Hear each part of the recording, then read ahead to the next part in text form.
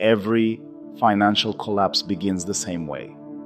Not with panic, not with fear, but with confidence. Confidence that the system is strong. Confidence that the models are right. Confidence that the people in charge know exactly what they're doing.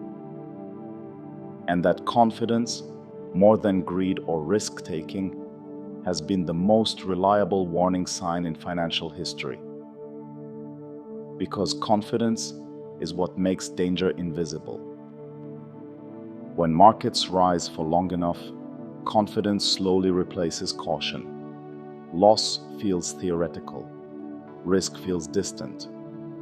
Warnings are dismissed as outdated or pessimistic. What once required careful judgment becomes routine. What once felt dangerous begins to feel normal. This is how confidence becomes the real threat. In finance, confidence doesn't just influence decisions, it shapes reality itself. Prices rise because people believe they should. Credit flows because lenders trust borrowers. Markets remain liquid because everyone assumes someone else will always be willing to buy. Confidence is the glue that holds the system together. But that same glue can harden into blindness. History shows us that before every major financial collapse, there was a period when confidence was at its highest. Not because risks had disappeared, but because they had become familiar. The longer nothing goes wrong, the stronger the belief becomes that nothing can go wrong. In the years leading up to major crashes, warning signs rarely vanish. They are simply reinterpreted. Rising debt becomes financial innovation. Leverage becomes efficiency. Complexity becomes sophistication. And dissenting voices are labeled as people who just don't understand the new system. This pattern repeats because confidence feeds on success. When institutions profit year after year, their belief in their own models grows stronger. When regulators see stability, they assume oversight is working. When investors are rewarded for taking risk, they assume the risk must be justified. Everyone involved begins to trust the system not because it is safe, but because it has not failed recently. Confidence narrows perspective. It reduces the range of outcomes people are willing to consider. Scenarios that once seemed possible are quietly removed from planning. Risk models are adjusted to reflect calm conditions. Stress tests are designed around assumptions that feel reasonable in the present moment, not around extremes that feel unlikely. And the most dangerous word enters the conversation: unlikely. Unlikely does not mean impossible, but confidence treats it as if it does. This is how systems drift toward fragility, not through recklessness, but through overassurance.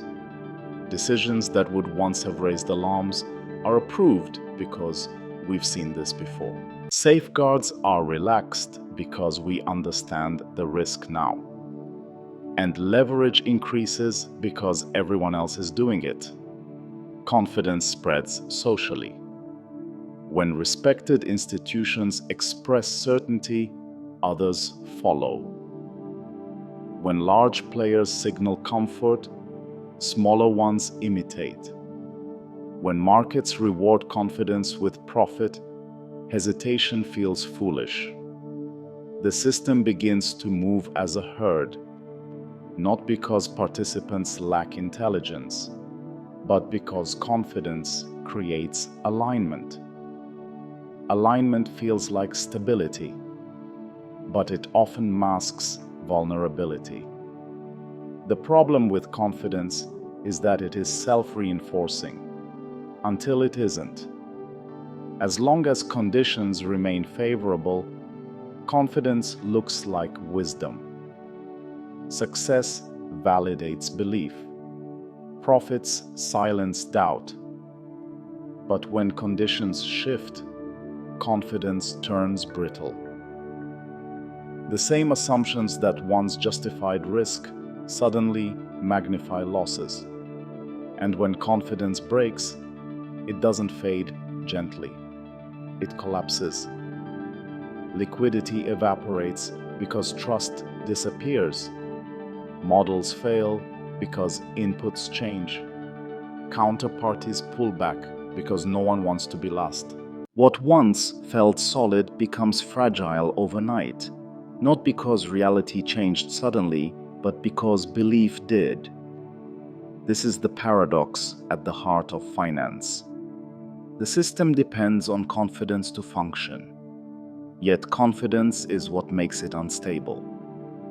Every safeguard, every rule, every innovation is ultimately built on human judgment.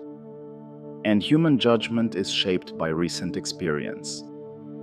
Long periods of calm don't remove risk, they reframe it. They convince people that danger belongs to the past. That belief has always been temporary. Markets do not collapse because people expect them to. They collapse because people are unprepared for the moment when confidence no longer holds. And when that moment arrives, it feels shocking precisely because it was dismissed for so long. The real threat is not volatility, it is complacency, not ignorance, but certainty.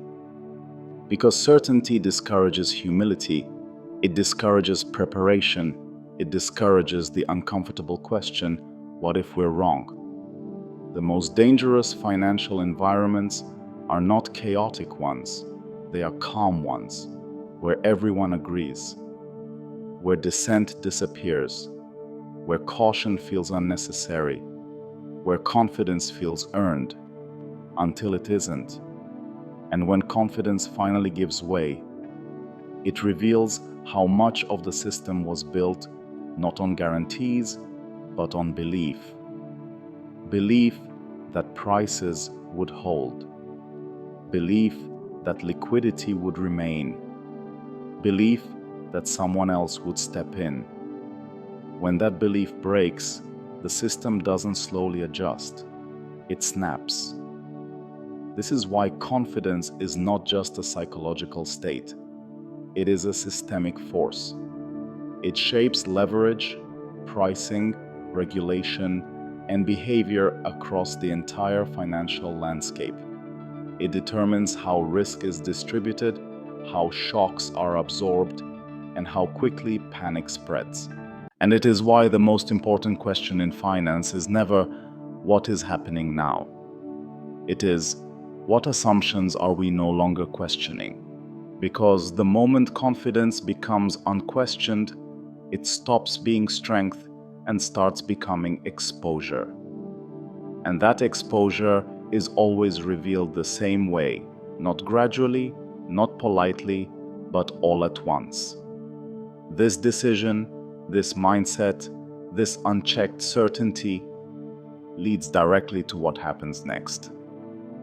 Welcome to Cash Chronicles, where money, power, and history collide.